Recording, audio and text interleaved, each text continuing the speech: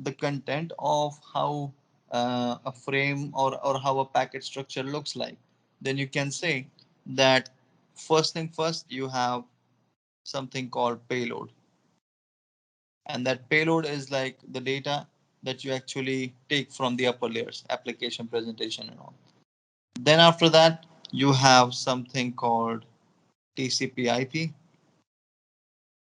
Oh, sorry, not TCP/IP, TCP or UDP. What is going to be used there? And then after that, you're gonna have uh, source IP. Okay. Then you also are going to have a field like destination IP. Okay. And then you have something called VLAN tag in between. And after that VLAN tag, you have source MAC, and then you have destination MAC, right? And then like all of this content, or you would also have a trailer that will be called as FCS, frame check sequence. If you enjoyed the content of the video, don't forget to like and share the video and subscribe to our channel. Okay, so this is usually the content of how an Ethernet header looks like whenever there is any VLAN configured onto the switch or so. Okay, so in the VLAN tag, however, there are different fields which are added. So if you look at the VLAN tag, what are the informations, or what's the information that will be added there?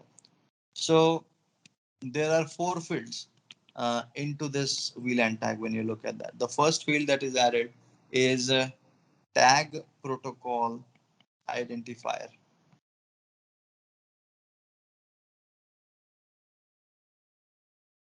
Okay, this tag protocol identifier, which is also referred as TPID.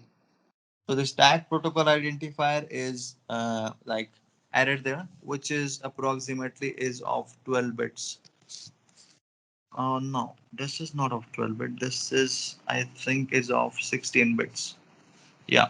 So it's a 16 bits value, and it is basically used to identify the packet as an kind of dot one q packet.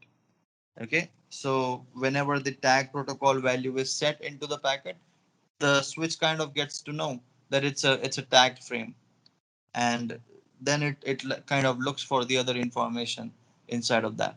So if a frame is coming up to a switch, and if that particular frame includes something called TPID, then that kind of ensures that this is like a dot one q frame, and it should definitely have a VLAN number and all.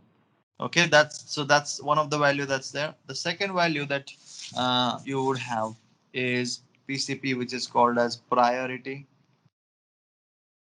code point. Okay, which is called as PCP, and it's a small thing. It is called, or the size of it is 3 bits there. Okay, and this kind of 3-bit field indicates that uh, the quality of service. Okay, sorry, you can say COS. It specifies the class of service as part of like layer 2 quality of service or so between the switch. So the class of service is specified in this particular, you can say, value, and then you get to know whether the data is voice or video or raw data or not. And based on that, the data is treated in a on priority. Then the next value that you would have, which is called as DEI, drop eligible indicator. This is another value that you would have, which is called as DEI. And this DEI is just a 1-bit value that you're gonna have there. Okay, and this indicates whether the packet can be dropped when there is like a bandwidth contention and all.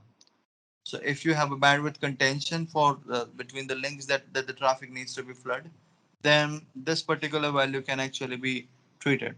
So if it's set to 0, the packet will not be dropped. If it's set to 1, the packet will actually be dropped. That's the thing. You'll get to know about all these things when we will actually talk about how packet forwarding works in more detail. And then the next value, the last value that you have is called as VLAN ID. And this VLAN ID is made up of 12 bits. Okay. And this specifies the VLAN number associated with that particular packet there. Okay. This field is most important as it includes kind of which VLAN is this particular packet coming from, or is this particular frame coming from. Okay. That's how the VLAN packet structure actually looks like. Okay, so this VLAN tag, when we look at that, this VLAN tag includes all of these four values, and there are different has only 12 bits, which provides kind of 4096 unique VLANs. When we think that the value is of 12 bits, within these 12 bits, you can actually play with like whatever combinations there actually can be. So if you the value kind of goes like 2 to the power 12, and 2 to the power 12 is 4096. So that's why the VLAN numbers vary from 1 to 4096. So that's exactly how these values actually use.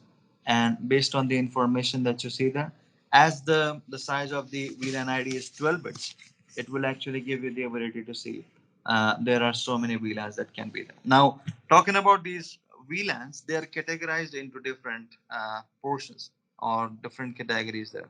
So when you look at something like the number of VLANs that are out there, you can say that there is VLAN number, actually VLAN number 0, and this VLAN number 0 is kind of reserved for some purposes. Okay, we call them as 802.1p packets.